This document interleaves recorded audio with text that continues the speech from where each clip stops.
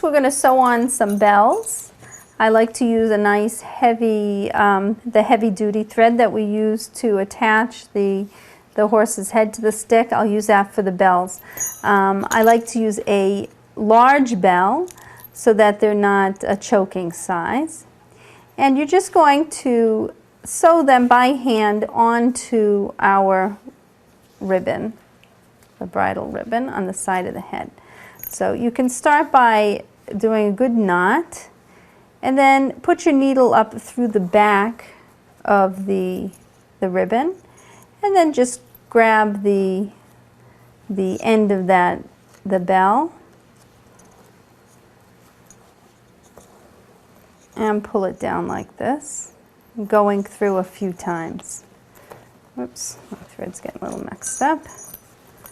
Just pull it good and tight, and going through another time. So 3 or 4 times with a heavy-duty thread should be sufficient to hold that bell on.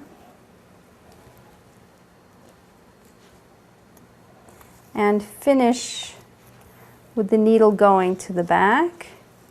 Kind of flip it over and then sew your knot.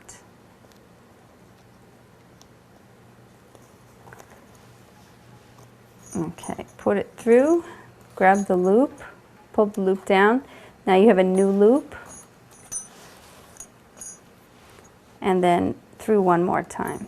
That makes a good knot. Okay, we're going to sew 3 bells on each side. So you'll need to cut your thread and re-knot it for each bell.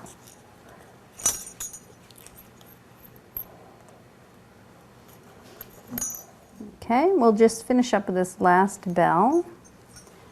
So we have 6 bells.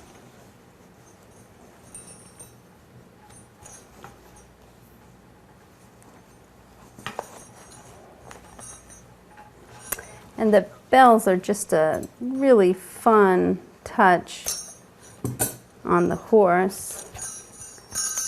And it really makes it fun to play with, like all that noise.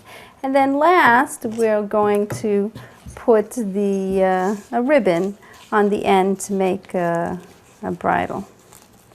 I'm just going to tie the ribbon onto the loop. Just make a knot. You can leave it like that. And then you want to just take a look at how far long it's going to be. Probably about that much, about a half a foot off of the head for good play. And go on the other side, and we can tie that off there also.